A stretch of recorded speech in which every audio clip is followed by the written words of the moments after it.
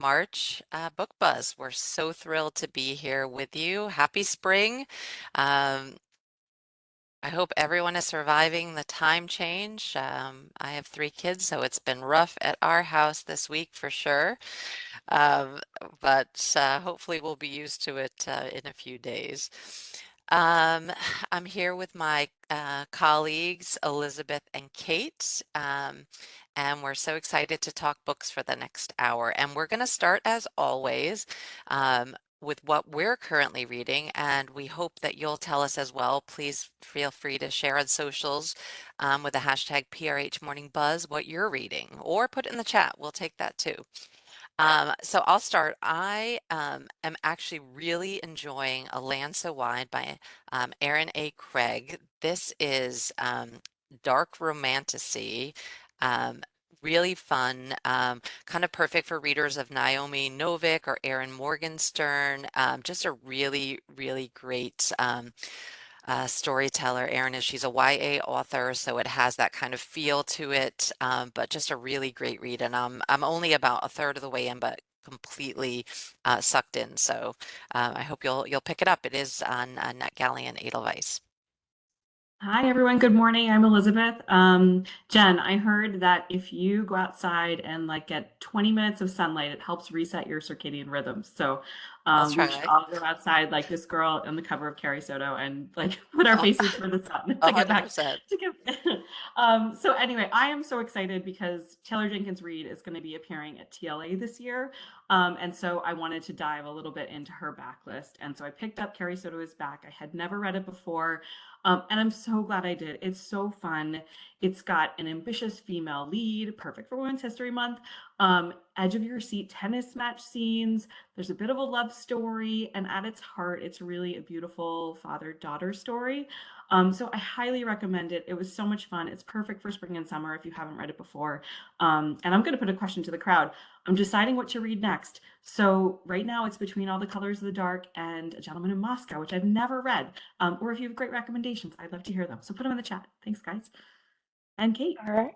All right. Good morning, everybody. I'm Kate. So excited to be here with all of you this morning. And I'm currently starting Lorne by Susan Morrison.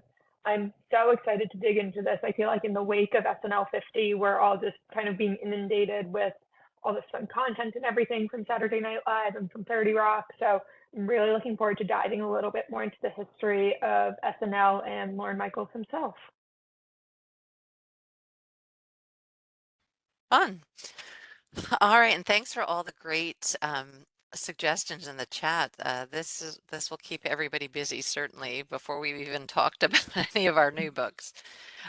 Just a quick reminder, all of our slides will feature all of the and indication of all the formats they appear in. So many of our books are available in hardcover, ebook, trade, large print, and downloadable audio. You'll see that notation on the slide. Also, the orange E indicates that an e-galley is available.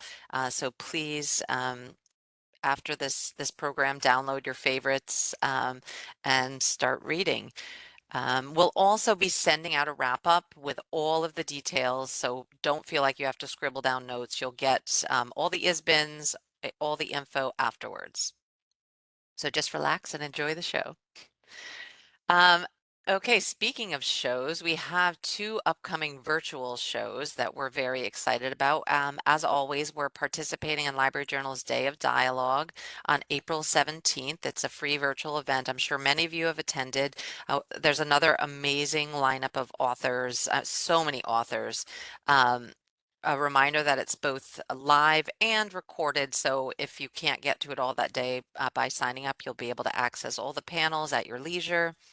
And then, yet again, we're going to be doing our Penguin Random House Spring Book and Author Festival.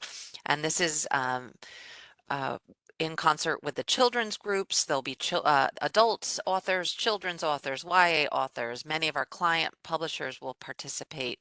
And that's on May 8th. And believe it or not, we managed to find different authors than were at LJ Day of Dialogue because we have so many authors. So it'll be all new speakers and just another amazing day. So please keep these on your schedule.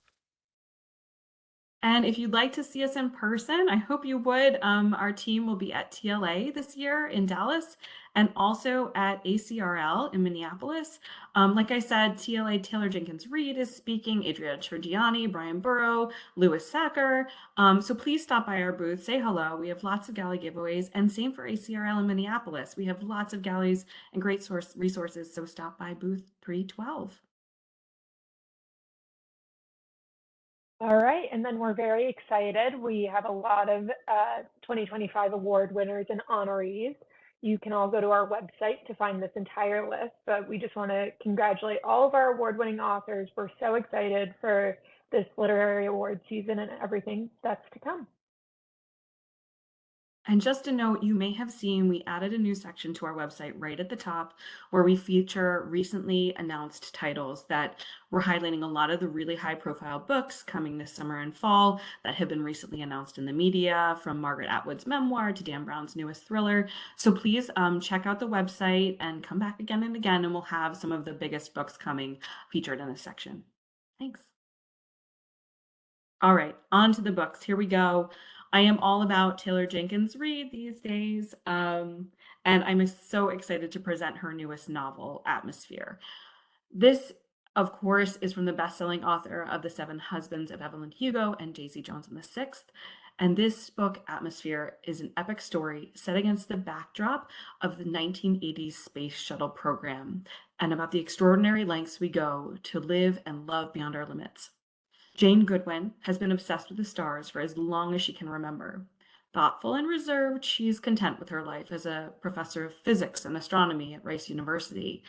That is, until she comes across an advertisement seeking the first women scientists to join NASA's space shuttle program. Suddenly, Joan burns to be one of the few people to go into space. Fast paced, thrilling, emotional, Atmosphere is Taylor Jenkins Reid at her best. She transports readers to an iconic time and place. She creates complex characters featuring fiercely determined women and a wonderful cast of supporting characters. This novel is, of course, for many of Taylor Jenkins Reid's fans, for book clubs, of course, but also for readers of fiction who love women in science, like Lessons in Chemistry and Tomorrow and Tomorrow and Tomorrow.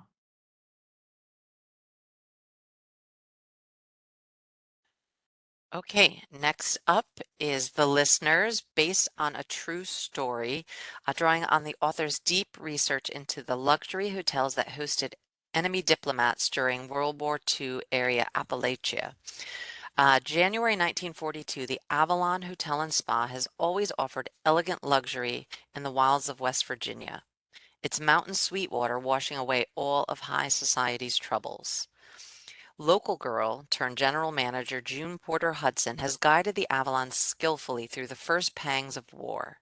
The Guilfoyles, the hotel's aristocratic owners, have trained her well, but when the family heir makes a secret deal with the State Department to fill the hotel with captured Axis diplomats, June must persuade her staff, many of whom have sons and husbands heading to the front lines, to offer luxury to Nazis with a smile. Meanwhile, FBI agent Tucker Minnick, whose coal tattoo hints at an Appalachian past, presses his ears to the hotel's walls, listening for the diplomat's secrets. He has one of his own, which is how he knows that June's balancing act can have dangerous consequences. The sweet water beneath the hotel can threaten as well as heal. June has never met a guest she couldn't delight, but the diplomats are different. Without firing a single shot, they have brought the war directly to her.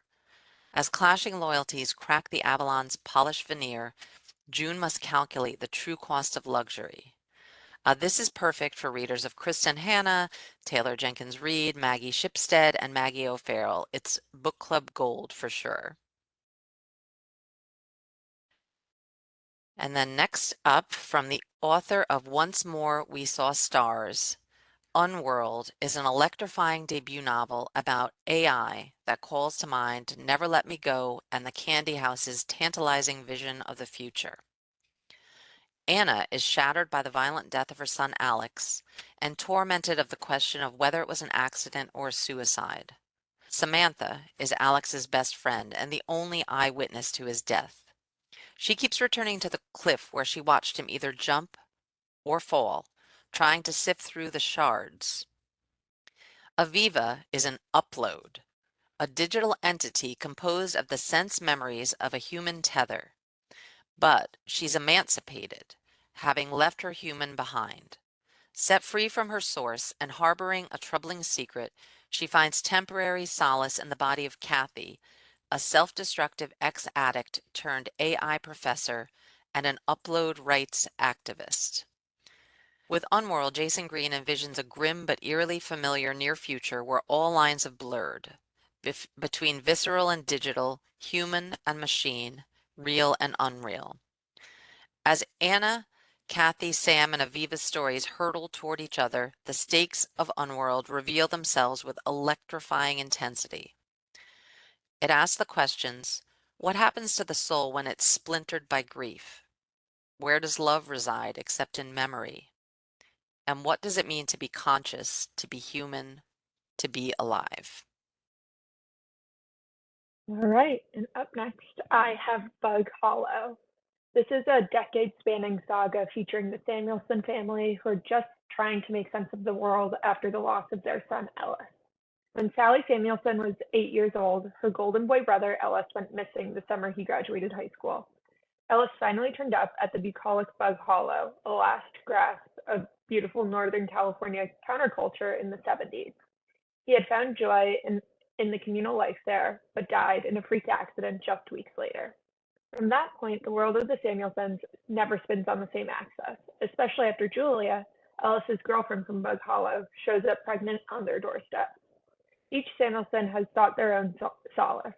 Sybil pours herself into teaching and numbing her pain after the loss of her beloved son. Her husband, Phil, found respite in a love that developed while he was working as an engineer in Saudi Arabia. Katie, the high-achieving middle Samuelson, comes home to try and make peace with her mother after a cancer diagnosis, and Sally has become the de facto caretaker to Eva, the child Ellis never knew. Michelle Hunovan is known for enthralling novels which chronicle the lives of middle-class Americans in her lushly conjured native California as her characters struggle with addiction, excruciating romances, and resounding losses as they continue to seek meaning and a way to be good. She does this again and captures the Samuelson clan with incredible precision and deepest empathy as they fracture and rebuild again and again.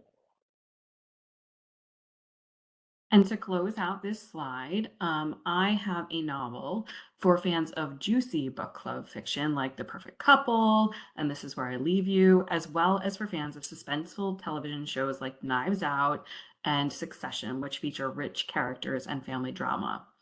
So, best-selling author and co-host of the Fated Mates podcast, Sarah McLean, delivers These Summer Storms, a razor-sharp, witty, wildly sexy novel about a wealthy New England family and its long overdue reckoning over the course of 1 week that threatens to tear them apart. Alice Storm has not been welcome at her family's magnificent private island off the coast of Rhode Island in 5 years. Not since she was cast out and built her life beyond the Storm name, their influence, and their untold billions. But the shocking death of her larger than life father changes everything. Alice plans to keep her head down, pay her final respects, such as they are, and leave the minute the funeral is over. Unfortunately, her father has other plans. The eccentric, manipulative patriarch left his family a final challenge, an inheritance game designed to upend their world. The rules are clear. Spend 1 week on the island, complete their assigned tasks, and receive the inheritance. These Summer Storms is smart and tender. It's about the transformative power of grief and love and family, but it is also the perfect summer escape. Past secrets, family drama, and a grand mansion on a private island.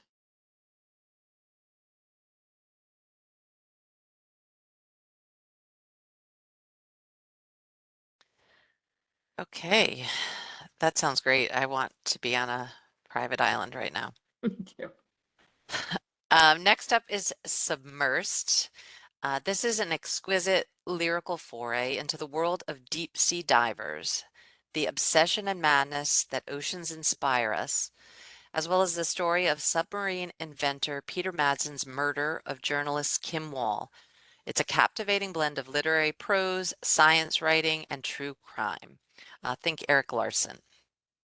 Matthew Gavin Frank explores the origins of the human compulsion to sink to depths from the diving bells of Aristotle and Alexander the Great to the Confederate H.L. Hunley, which became the first submersible to sink an enemy warship before itself being sunk during the Civil War. The deeper he plunges, however, the more the obsession seems to dovetail with more threatening traits. Following the grisly murder of journalist Kim Wall at the hands of eccentric entrepreneur Peter Madsen aboard his DIY midget submarine, Frank finds himself reckoning with obsession's darkest extremes.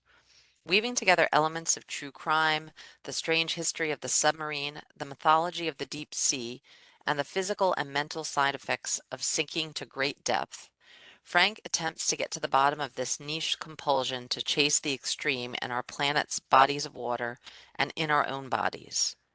What he comes to discover and interrogate are the odd and unexpected overlaps between the unquenchable human desire to descend into deep water and a penchant for unspeakable violence.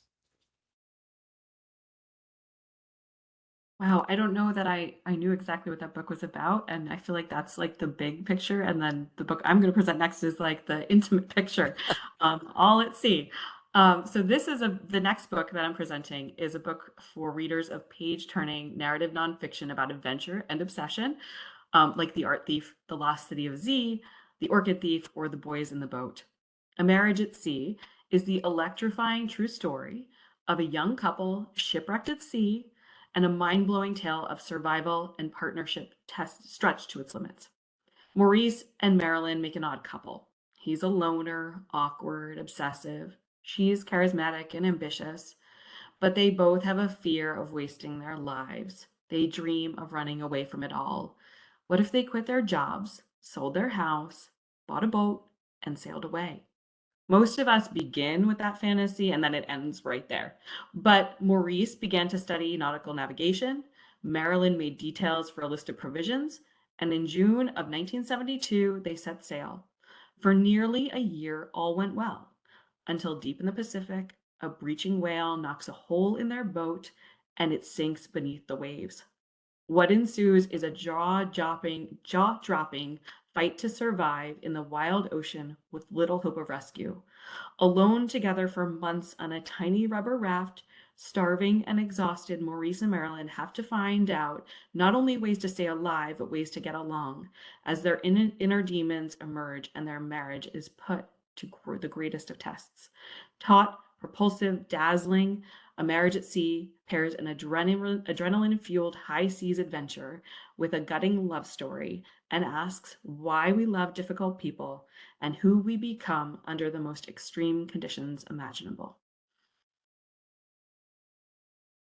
All right. Well, not to totally turn the topics on their heads, but now we're going to go into some fun retelling. Definitely no more shipwreck stories in here. The first one that I'm going to go into is Worth Fighting For by Jessie Q. Sutanto, sorry. And this is a retelling of Mulan.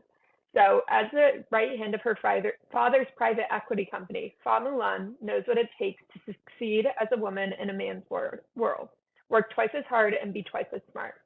So, when her father unexpectedly falls ill in the middle of a critical acquisition, she is determined to see it through. There's just one hitch. The family company in question is known for its ultra-masculine whiskey brand and the brood of old-fashioned aunts, uncles, and cousins who run it, led by the dedicated but overworked Shang. And they will only trust Mulan's father, Fa Zhou, with the future of their business. Rather than fail the deal and her father, Mulan pretends she's Fa Zhou, since they've only corresponded over email. How hard could it be to keep things moving in his absence? But the email leads to a face-to-face meeting, which leads to an invitation to a week-long retreat at Shang's family ranch. One meeting she can handle, but a whole week of trying to convince Shang's dubious family that this young woman is the powerful private equity CEO they've been negotiating with, not so much, especially as she finds it harder and harder to ignore the undeniable spark between her and Shang. Next is The Great Man a novel for readers of contemporary retellings of classic novels like the recent successful and wonderful James on Beauty, Eligible, and March. In this poignant retelling of The Great Gatsby, set amongst LA's Black elite, a young veteran finds his way post war, pulled into a new world of tantalizing possibilities and explosive tensions. In 1945, Charles Trammell steps off a cross country train into the vibrant tapestry of Los Angeles. Lured by his cousin Marguerite's invitation to the esteemed West Adams Heights, Charlie is immediately captivated by the Black opulence of LA's newly rechristened Sugar Hill. Settling in at a local actress's eccentric boarding house, Charlie discovers a different way of life, one brimming with opportunity. From a promising career at a Black-owned insurance firm, the absence of Jim Crow, to the potential of an unforgettable romance. But nothing dazzles quite like James Reaper Man. Reaper's extravagant parties, attended by luminaries like Lena Horne and Hattie McDaniel, draw Charlie in, bringing the milieu of wealth and excess within his reach. But as Charlie's unusual bond with Reaper deepens, so does the tension in the neighborhood, as white neighbors, frustrated by their own dwindling fortunes, ignite a landmark court case that threatens the community's well-being with promises of retribution. Told from the unique perspective of a young man who has just returned from a grueling segregated war, The Great Man weaves a compelling narrative of wealth and class, illuminating the complexities of Black identity and education in post-war America.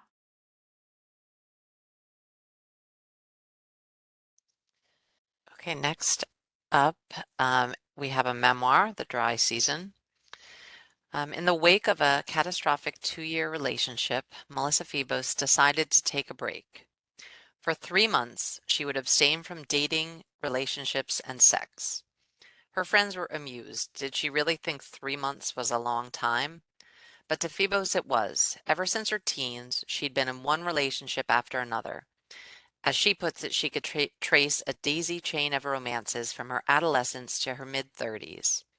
Finally, she'd carve out time to focus on herself and examine the patterns that had produced her midlife disaster.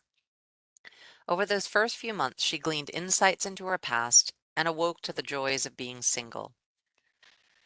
So she decided to extend her celibacy, not knowing it would become the most fulfilling and sensual year of her life. No longer defined by her romantic pursuits, she learned to relish the delights of solitude, the thrill of living on her own terms, the distinct pleasures unmediated by lovers, and the freedom to pursue her ideals without distraction or guilt. Bringing her own experiences into conversation with those of women throughout history, from 11th century mystic Hildegard von Bingen, Virginia Woolf, and Octavia Butler, to the Shakers and Sappho, Phoebos situates her story within a newfound lineage of role models who unapologetically pursued their ambitions and ideals.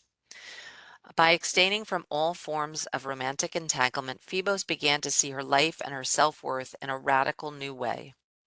Her year of divestment transformed her relationships with friends and peers, her spirituality, her creative practices, and most of all, her relationship to herself. Blending intimate personal narrative and incisive cultural criticism, The Dry Season tells a story that's as much about celibacy as its inverse: pleasure, desire, fulfillment. Infused with fearless honesty and keen intellect, it's the memoir of a woman learning to live at the center of her own story and a much-needed catalyst for a new conversation around sex and love. And the author will also read the audiobook, so please check that out as well. And then next up, from the author of the Oprah's Book Club pick and New York Times bestseller Night Crawling, comes The Girls Who Grew Big. It's an astonishing new novel about the joys and entanglements of a fierce group of teenage mothers in a small town on the Florida Panhandle. Adela Woods is 16 years old and pregnant. Her parents banish her from her comfortable upbringing in Indiana to her grandmother's home in the small town of Padua Beach, Florida. When she arrives, Adela meets Emery, who brings her newborn to high school, determined to graduate despite the odds. Simone, mother of 4-year-old twins who weighs her options when she finds herself pregnant again. And the rest of the girls, a group of outcast young moms who raise their growing brood in the back of Simone's red truck. The town thinks the girls have lost their way, but really they're finding it, looking for love, making and breaking friendships, and navigating the miracle of motherhood and the paradox of girlhood. Full of heart and life and hope, set against the shifting sands of these friends' secrets and betrayals, The Girls Who Grew Big confirms Lila Motley's promise and offers an explosive new perspective on what it means to be a young woman. This is perfect for readers of Britt Bennett, Tommy Orange, Jessamine Ward, Ya Jessie, and Celeste Ng. Another great book club pick. And then for fans of Night Bitch, Television for Women is a darkly humorous debut novel that asks, what happens when motherhood isn't all it's cracked up to be? Esty isn't sure she likes being 8 months pregnant. She isn't even sure she likes her husband anymore, especially after he hid that he's been fired from his job just in time for parenthood. Goodbye upward mobility. Goodbye life as Esty imagined it. Now she's stranded and bloated and alone. Her cat is not a people person, and on top of it all, her best friend has been ignoring her calls ever since Esty told her about the baby. After Esty gives birth, she begins to suspect that all the stories she's been told about motherhood might not be true. Having a child does not complete her, and that mythical connection with her baby, well, she's still waiting. In fact, Esty fears she's destined to end up like her own mother, divorced and crying in the bathroom while her daughter stands outside the door and wonders if she's okay. Startlingly honest and unsentimental, Television for Women explores the realities of life postpartum, the demand children make on women's identities and relationships, and the desperate lengths someone might go in order to reclaim the person she once was.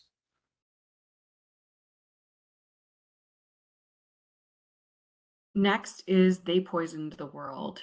This is a landmark investigation of the chemical industry's decades-long campaign to hide the dangers of forever chemicals, told through the story of a small town at the front lines of an epic health crisis. For readers of Dope Sick, What the Eyes Don't See, and 5 Days at Memorial. In 2014, after losing several friends and relatives to cancer, an unassuming insurance underwriter in Hoosick Falls, New York, began to suspect that the local water supply was polluted. When he tested his tap water, he discovered dangerous levels of forever chemicals. This set off a chain of events that led to 100 million Americans learning their drinking water was tainted.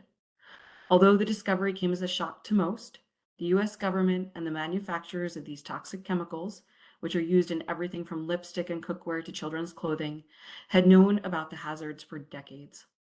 In They Poisoned the World, investigative journalist Mariah Blake tells the astonishing story of this cover up, tracing its roots to the Manhattan Project and through the post war years, as industry scientists discovered these chemicals refused to break down and were saturating the blood of virtually every human being.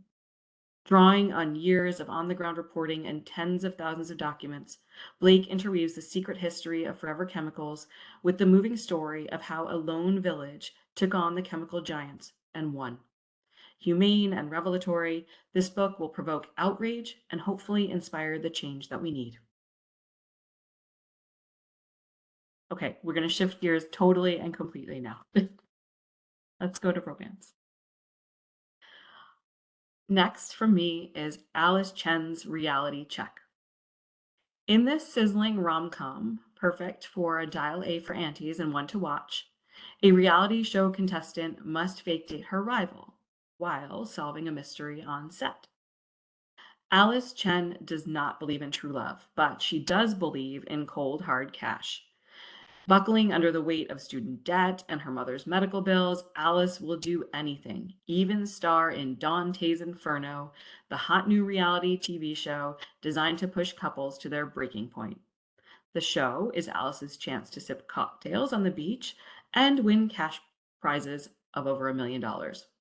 But when her fiance cheats on her with another contestant, Alice is faced with a choice: go home in defeat or fake date the other newly singled contestant, who just so happens to be her high school rival and sworn nemesis, Daniel Cho. But all's fair in love and reality TV, and Alice isn't the only one who will do whatever it takes to win. When a dead body turns up, Alice and Daniel are faced with uncovering the secrets of the cast and crew to catch a killer, all while playing a loving couple on the camera. Starring a murder mystery twist, plenty of reality show drama, and a thrilling romance, this debut by up and coming Asian American writer duo Carol Liu and Jennifer Young is the ultimate beach read.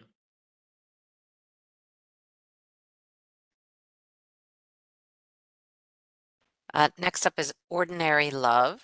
Um, Marie appeared at our last festival. Hopefully, you got a chance to hear her speak. But Emily has, by all appearances, a perfect life.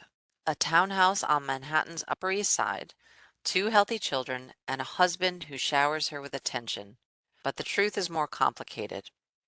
Emily's marriage is in trouble. Her relationship with her parents is fraught, and she is still nursing a heartbreak from long ago. When Emily runs into her high school girlfriend at a cocktail party, that heartbreak comes roaring back. But Jen Hall is no longer the lanky, hungry kid with holes in her shoes who Emily loved in her youth. Instead, Jen is now a famous Olympic athlete with sponsorship deals and a string of high-profile ex-girlfriends. Emily and Jen circle one another cautiously, drawn together by the, I'm sorry, um, drawn together by magnetic attraction and scarred by their shared history. Once upon a time, Jen knew everything about Emily, and yet she still abandoned her. Can Emily trust Jen again?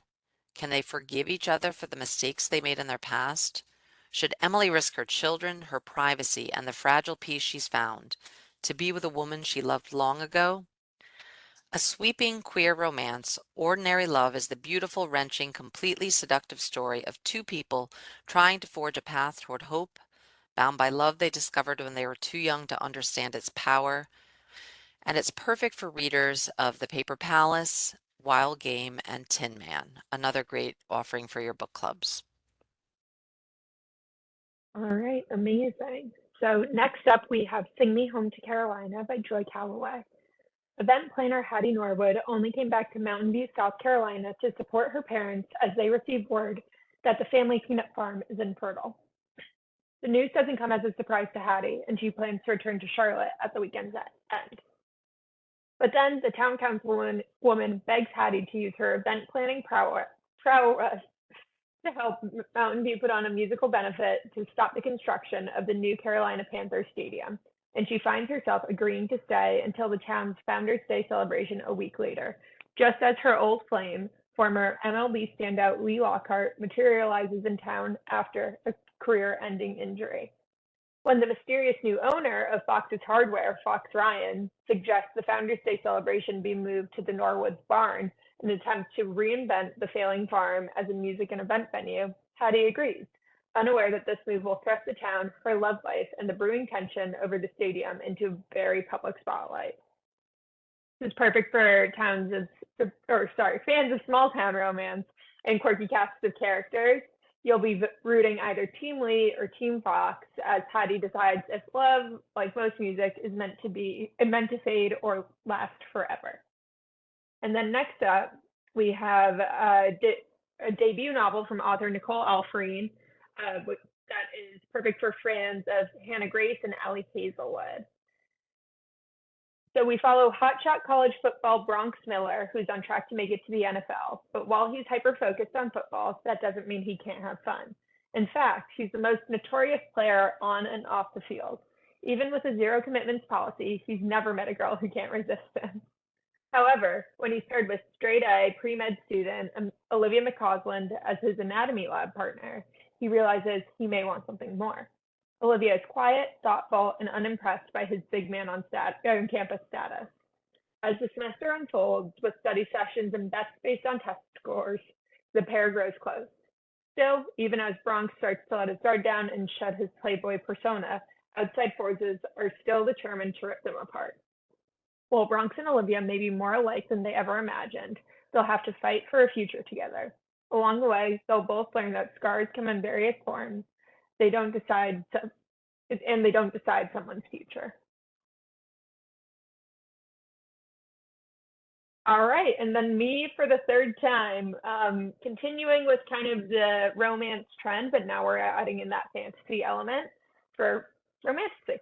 So first up, we have The Irresistible Urge to Fall for Your Enemy by Bridget Knightley. This is a slow burn, enemies to lovers romantasy following an assassin and a healer working together to cure a fatal disease.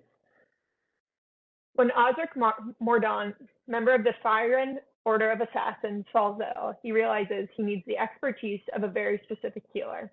As fate would have it, that healer belongs to an enemy faction, the Halen Order. Orianne Fairham and her fellow Halen are inundated by sick children suffering from an outbreak of the long-forgotten pox. Unable to get the funding needed to launch an immunization program, the Halen Order is desperate for money. So desperate that when Osric breaks into their headquarters to bribe Orianne to heal him, she is forced to accept. As Osric and Orianne work together not only to solve his illness, but the mysterious reoccurrence of the pox, they find themselves ardently denying their attraction, which only fuels the tension between them. Next is Arcana Academy, and I just want to take a second. I love this cover so much. I just wanted to admire it for a moment. It's going to be a beautiful package with, I think, stained edges, and it's just going to look fantastic, but it's also going to be a wonderful read.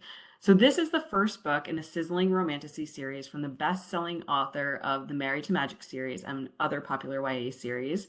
And let's dive in.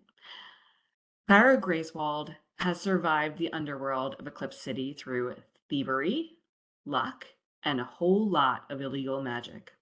After a job gone awry, Clara is sentenced to a lifetime in prison for inking tarot cards, a rare power reserved for the practitioners at the elite Arcana Academy. Just when it seems like her luck has run dry, the Academy's enigmatic headmaster, Prince Kalis, offers her an escape for a price. Kalis believes that Clara is the perfect tool to help him steal a tarot card from the king and use it to recreate an all-powerful card long lost to time. In order to conceal her identity and keep her close, Kalis brings Clara to Arcana Academy, introducing her as the newest first-year student and as his bride-to-be. Thrust into a world of arcane magic and royal intrigue, where one misstep will send her back to prison or worse, Clara finds that the prince she swore to hate may not be what he seems. But can she risk giving him power over the world or her heart, or will she take it for herself? Arcana Academy is for readers of romantic fantasy with lush world building like the novels of Rebecca Yarros and Sarah J. Maas, as well as for readers who love mysterious magic schools like In a Deadly Education and The Magicians. Here there is something for everyone. Enemies to lovers romance, dark academia, tarot magic, fake engagement, forced proximity, and a heist crew. You're welcome.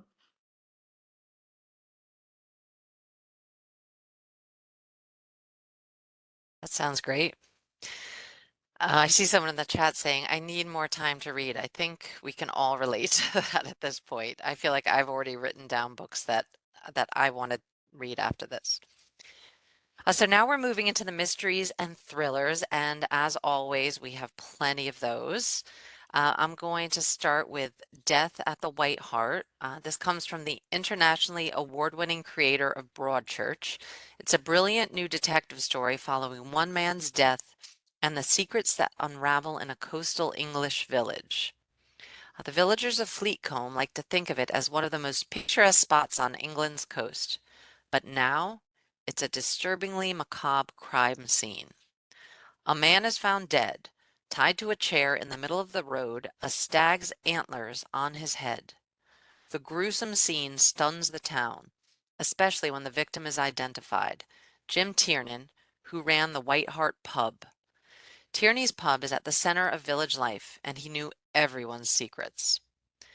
Detective Nicola Bridge grew up in Fleetcombe and has now returned for the good of her family from a life away in Liverpool. DC Harry Ward is 10 years younger and, despite his newcomer status, determined to earn Nicola's trust. because they don't have long to crack the storybook facade and find out just what the people of Fleetcombe have to hide. And now, in the place she thought she knew so well, Detective Nicola Bridge is asking herself questions. Is she ready for what she's about to find? The audiobook will be read by Jessica Gunning, who recently won an Emmy for Netflix Baby Reindeer. So another audio to check out for sure. Next, we have Fox from literary legend Joyce Carol Oates, a spellbinding novel of literary and psychological suspense about the dark secrets that surface after the shocking disappearance of a charismatic and mysterious teacher at an elite boarding school. Who is Frances Fox? A charming English teacher new to the idyllic Longhorn Academy, he beguiles many of his students, their parents, his colleagues, and leaves others wondering where he came from and why. When two brothers discover Fox's car half submerged in a pond in a local nature preserve and parts of an unidentified body strewn about the nearby woods, the entire community, including Detective Horace Zwender and his deputy, begins asking disturbing questions about Francis Fox and who he might really be. This hypnotic, galloping tale of crime and complicity, revenge and restitution, victim versus predator, illuminates the darkest corners of the human psyche while asking moral questions about justice and the response that evil demands. A character as magnetically diabolical as Patricia Highsmith's Tom Ripley and Vladimir Nabokov's Humbert Humbert, Francis Fox enchants and manipulates nearly everyone around him until he at last meets someone he can't outfox. Epic, shocking, relentlessly suspenseful, Fox is for readers of sensational psychological novels like The Shards, The God of the Woods, All the Colors of the Dark, Sharp Objects, and The Secret History. Oh, I'm so excited to read that one. It sounds absolutely insane. All right, the next up, I have El Dorado Drive by Megan Abbott, who is the New York Times bestselling author of The Turnout. And this is a novel of friendship and betrayal following a woman-led pyramid scheme in suburban Detroit.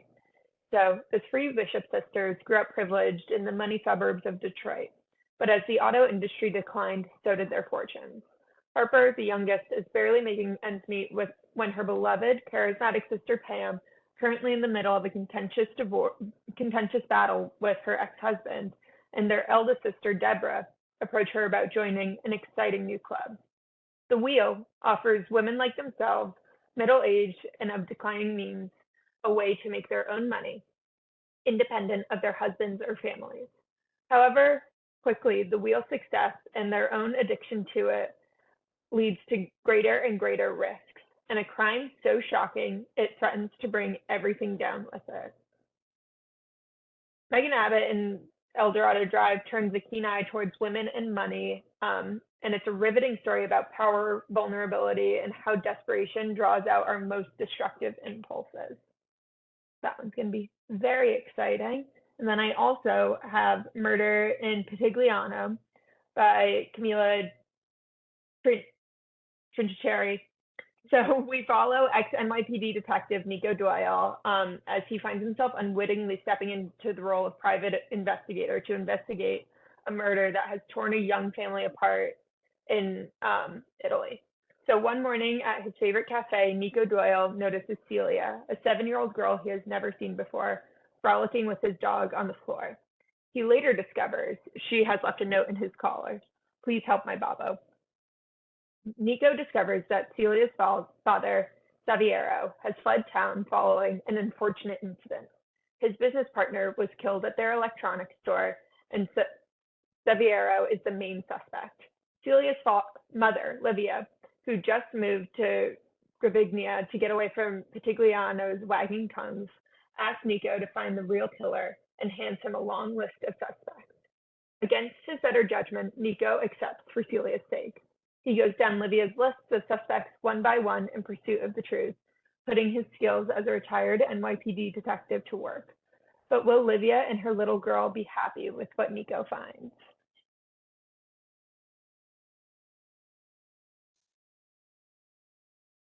Okay, next is Our Last Resort from the author of the breakout debut, The Quiet Tenant.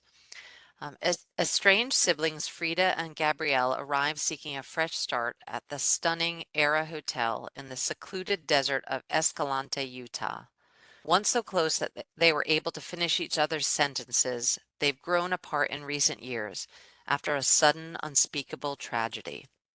Now at the Lux Resort, they're ready to reconnect between dips in the pool and hikes on spectacular desert trails. It all feels like paradise until the dead body of a beautiful young woman who is vacationing at the Era with her powerful, much older husband is discovered.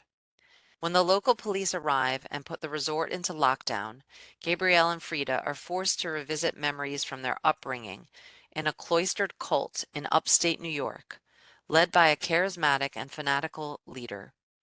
It was their dramatic, fiery escape from his control 15 years earlier that bonded them for life, or so Frida thought. Alternating between past and present timelines, Our Last Resort builds towards a shattering climax that uncovers the fate of the murdered Era guest and reveals the shocking secrets Gabriel and Frida have been hiding for years. Taut, gripping, and intense, Clemence Michelon's sophomore suspense novel is a nail-biter until the very last page. And I will round out this thriller slide with Not Quite Dead Yet from Holly Jackson. Many of you may already know Holly Jackson from her popular YA books, including A Good Girl's Guide to Murder, now a #1 Netflix hit. And with Not Quite Dead Yet, Holly returns with her first novel for adults, a twisty thriller about a young woman trying to solve her own murder, a book perfect for fans of voicey, young, high-octane suspense like All Good People Here and Bright Young Women. Jet is the daughter of one of the wealthiest families in Woodstock, Vermont. 27 years old, she's still waiting for her life to begin. I'll do it later, she always says. She has time. Until Halloween night, when Jet is violently attacked by an unseen intruder. She suffers a catastrophic head injury. The doctor is certain that within a week, the injury will trigger a deadly aneurysm. Jet has never thought of herself as having enemies, but now she looks at everyone in a new light.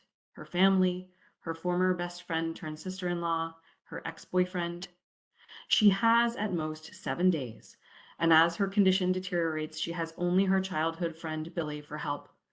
But nevertheless, she's absolutely determined to finally finish something. Jet is going to solve her own murder.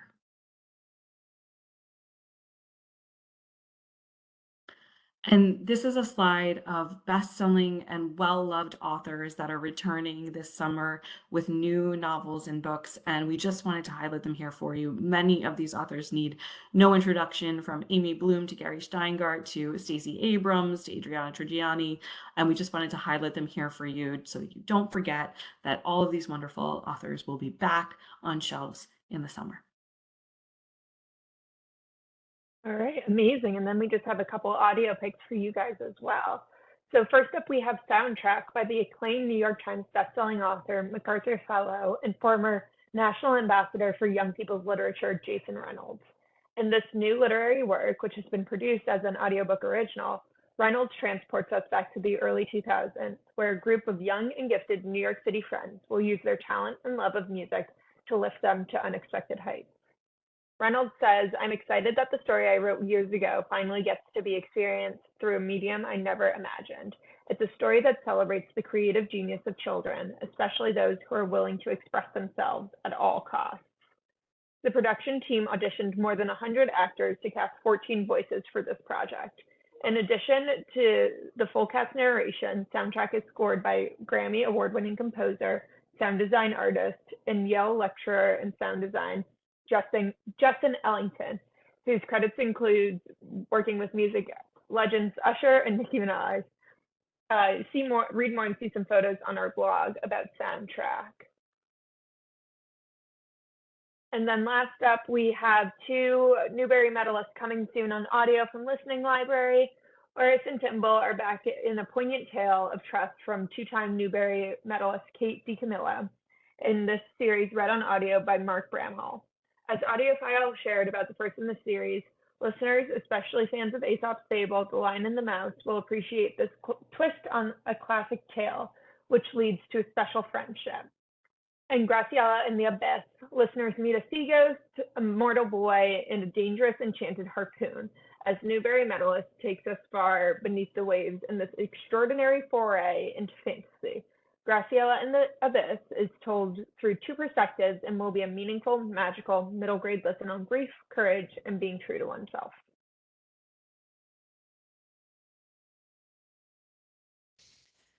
Well, thank you, everyone. That is it for this episode. I want to just say thank you so much for all the great engagement in the chat. It's so fun to read, what books you're excited about and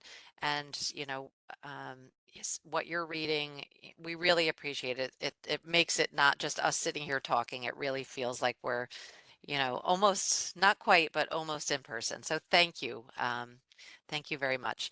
A reminder that you'll get an email with all of the titles presented here, so don't worry about it.